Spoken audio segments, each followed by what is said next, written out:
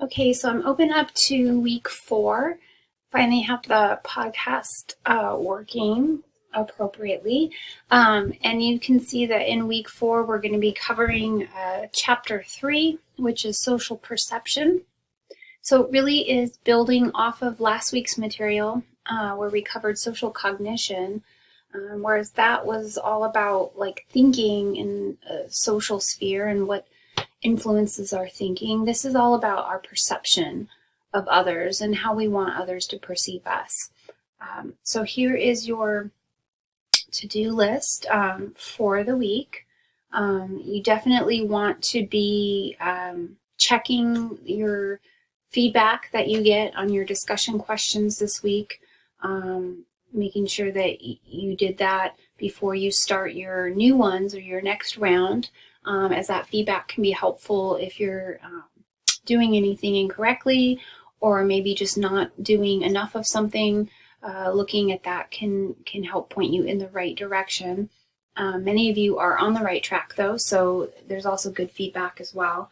And you can generally click into that feedback within your grade. So when you look on the My Grades and you go into click on the grade for the discussion posting, you will get that feedback, but you also want to be going into the threads of the discussion to see if I had any feedback within the thread. If it was something you said to someone else or your original post comment, you would see my feedback there as well. In terms of the exam from last week, some of you had questions on how you see that feedback. You have to wait until the exam is finished, which is usually 11:59 p.m. on Sunday. And then once the exam time has expired, then that feedback will become available to you, and you can click into your My Grades and again click into the exam grade, and it will show you feedback for that. So for this week, objectives for chapter 3 I have listed here.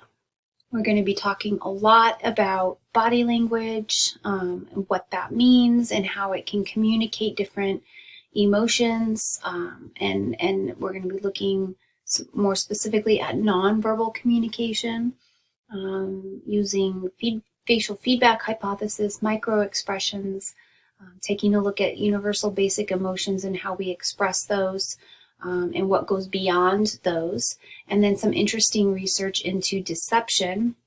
So using all of that information, nonverbal cues, to detect deception. So I have a couple videos that go along with this week that I'll cover in just a minute. But so this area right here of deception research, you really want to zone in on. So all this stuff, I would say points 2 through 9 really all relate to the video that you're going to be seeing, as well as to this first question of your discussion this week in terms of first impressions. We use a lot of that information when we're forming a first impression. We use nonverbal cues, we use voice, tone. So think of ways this week when you're answering this discussion question of how you can integrate in also what you're learning about in the text. So you not only want to be talking about the article reading, Article 5, which covers first impressions, but you also want to be making connections and sort of building bridges to the information that's covered in the main chapter as well, in chapter 3. And then, so we're going to spend the first part of the chapter talking a lot about nonverbal communication, deception research, and then we'll be getting into some more of the attributional theories of how we make decisions about other people's behavior, how we decide what to think when it comes to other people's behavior. What do we place emphasis on? Where can we go wrong? So again, just like with social cognition, we can have a tendency to have errors in how we perceive things, and sometimes those errors stick and stay, and we use them to base our behaviors off of or judgments off of. So we'll be talking about how those can help and hurt as well as looking at causes of behavior, which is really the attribution research, how we attribute cause to another person's behavior, be it internal or external. What causes someone to do something? Do we see it as something that they have control over or not? We'll talk a little bit about traits, and again, this goes into the impression research and impression formation, and how we form those impressions of other people based on some of the trait research of this, assuming sort of what goes together and what doesn't go together. And we'll be looking at some different tactics that are used in managing the impression that we're making on each other and on others. So this is impression management research, and it goes into, first talks about first impressions, then it goes into more of the detail-oriented aspect of, when we want to make a good first impression, what might we focus on? What might we be thinking? What tactics can we use? Let's say if we're trying to get someone to do something.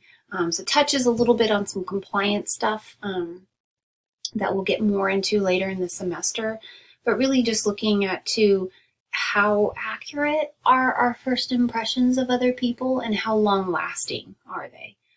So when we've made a determination or we've made a judgment of somebody based on whatever information we have upon first meeting them, is that accurate? A lot of people talk about, I had a gut feeling about someone. Well, what does that mean, that gut feeling? Where does that come from? And what you're going to see is a lot of it has to do with the information that we process and we take in when we're giving a first impression or taking in a first impression of somebody. So that is sort of in a nutshell, chapter 3. And again, the reading this week goes right along with that. The reading has to do with first impressions. How accurate are they? What kind of information do people use?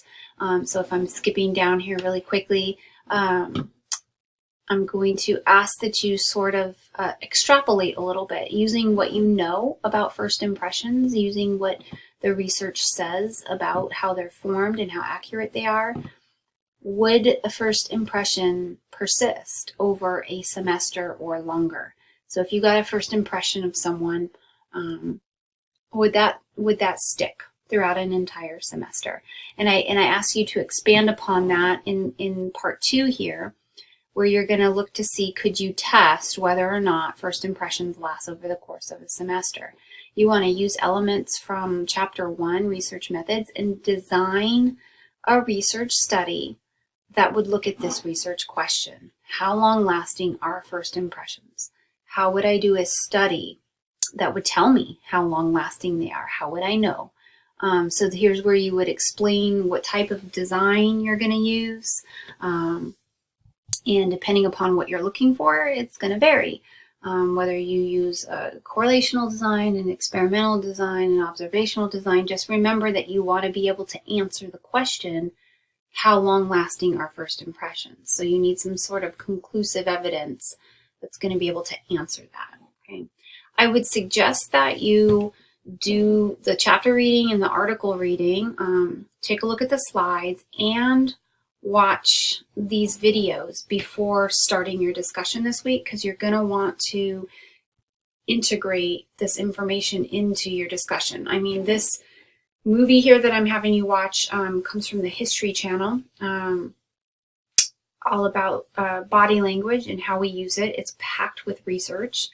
So what you're going to do, this is a video assignment, this one is. So you're going to click in here, and you're going to be taken to the assignment, where it's basically a worksheet asking you some questions that follow along with the video.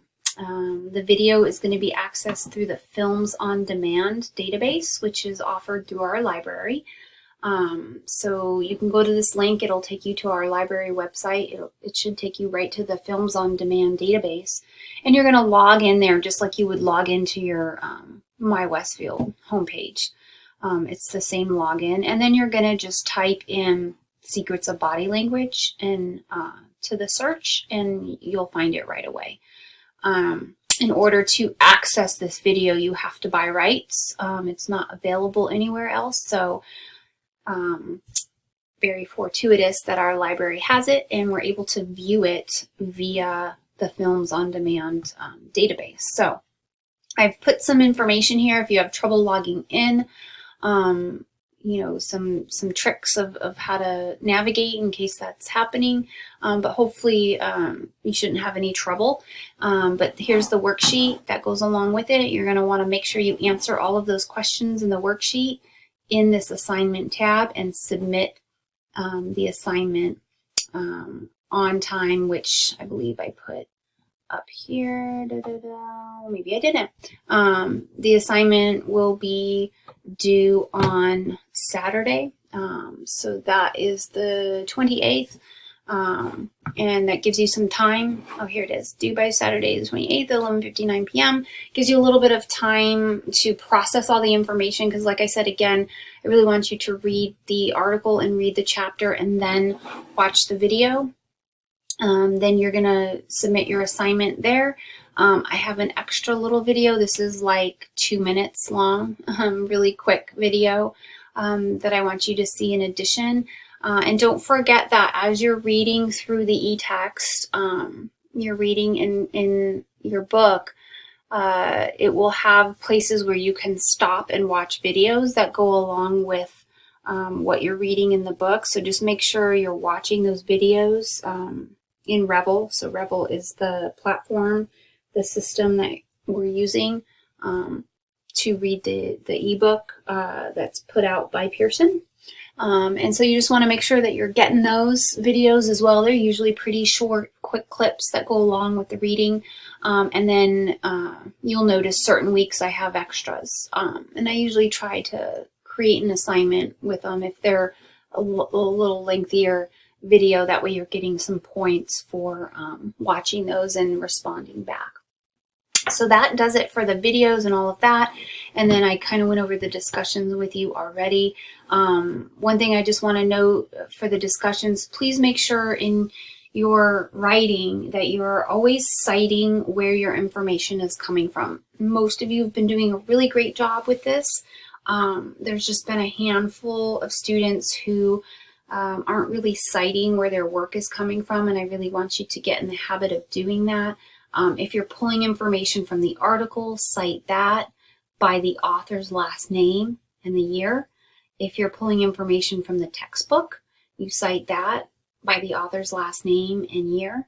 You want to avoid using direct quotes because it's always better to put things in your own words. Shows me that you're understanding what you're reading, and then cite where it came from. And you want to be doing this not only in your original response to these questions, but as you're going back through and you're commenting on other people's posts, you want to be doing it in there as well. So just make sure to be paying extra special attention to that this week as you're going about your discussion posts. And that pretty much wraps up the week. So please let me know if you have any questions or trouble accessing anything that I can help you with. And otherwise, have a great week, everybody.